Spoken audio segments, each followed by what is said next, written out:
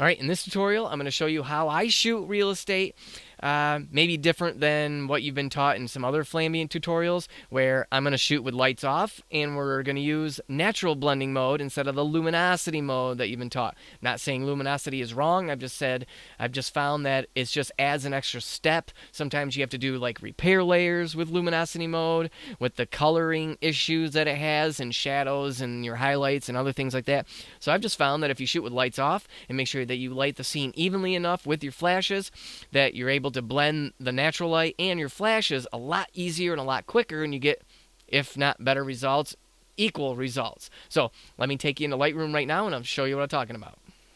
All right, so here we are in Lightroom. You're looking at a living room, and notice that we have a beam right here. So just putting a flash up into the ceiling isn't going to work. And again, this window is giving us a lot of daylight coming in. We're going to take and do our initial bump right here, and we're going to bring those that exposure up. We want to make sure that we're just right of center within this, like a one-stop over rule, I like to say. Maybe bring those shadows down a little bit more. Let's do a white balance check on the ceiling, see if we can get it more correct. I'm going to bring my magentas down a little bit. That seems natural. All right, so our ambient layer looks really good. There's a lot of natural light coming in, and it's filling in a lot of those darker areas. So again, being able to blend your ambient layer along with your flash layer and using it is another key, because that's the thing. If you're using luminosity mode in the way it was intended, you're just taking the luminance of that and not the color, which I understand that. But again, I'm still having issues with it, with all the coloring issues. Now, I don't discard it. I do use it on some rooms. It just depends on the situation, whether there's dark furniture or there's dark kitchen cabinets. A lot of times in those situations, I'll just use the natural light coming in. But again, that's why I shoot with lights off typically in most situations when I can. Okay, so let's move on to our flash shots. Now, I'm always having a flash on top of the camera, like you see in this situation right here. And I'm always running around doing my flash pops with an AD200. The flash that's on top of my camera is the Godox V1. I love that flash because it comes with a rechargeable battery that you can just pop out and stick it in its own little charger that it comes with. Pretty slick. So, doing a flash pop here. Let's do our initial bump here.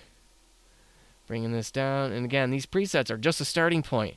So, and again, we're doing white balance checks here. It's looking like it's too blue, so let's bring that up to where I think it's about.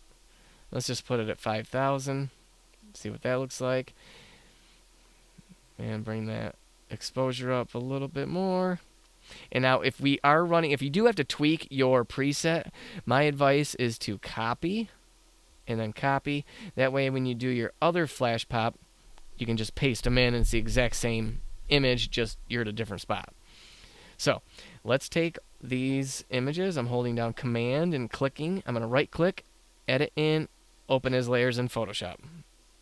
Alright, so once all 3 layers have been loaded in, now remember, if you're ever doing more than 2 flashes, let's shut our ambient layer off first, and let's deal with doing a composite with these 2 flash images. So I'm going to create a mask, Command I to invert it, make sure white is selected over here, and let's just paint ourselves out.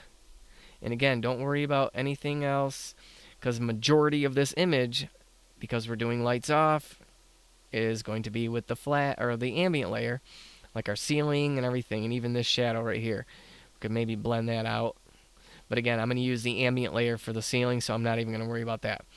So let's do that. Let's turn our ambient layer back on, make sure it's selected, and now we're going to do a layer mask, Command I to invert it, make sure white is selected, and now we can just paint in. I'm at a 5% flow here with my brush, and I'm just going to paint in the ambient. Because if you have enough natural light coming in that's lighting the room, I say use the ambient light. I think it looks good. That's just my personal opinion. You know? And again, that's what we're trying to do, is we're trying to make the house look as how it's going to look if somebody comes to look at it to purchase the house for a showing for that realtor. And that's really what I try to sell, is I am going to make the house look how it's going to look. So no one's surprised when they show up at a listing. That's our goal as real estate photographers working with realtors. There we go. Now I'm just gonna right click, flatten image, Command S to save it, bringing it back into Lightroom. Alright, and so once it's back into Lightroom, I just like to do like a final bump, brightens it up a little bit, boosts the contrast. I like to take these blacks and bring them down just a little bit. But there you go. There's a completed image. No lights on, no luminosity mode. In my personal opinion, I think it looks good. You leave me a comment below. Let me know if you think I've done something wrong or if I'm missing something.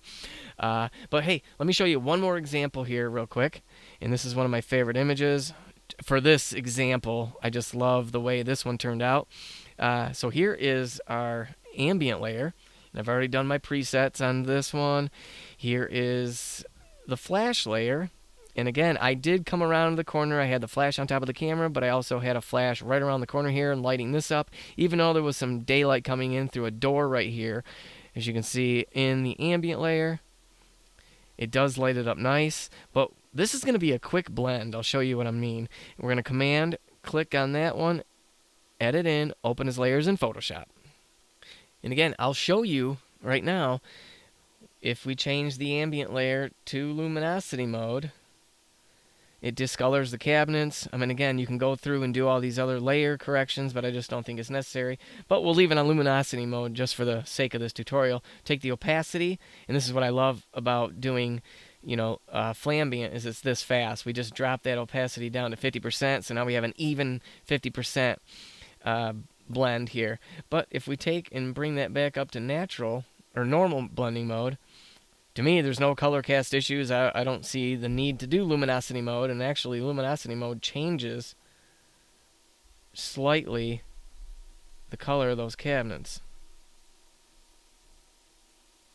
Is it getting rid of any? Here's a shadow right here I'm watching.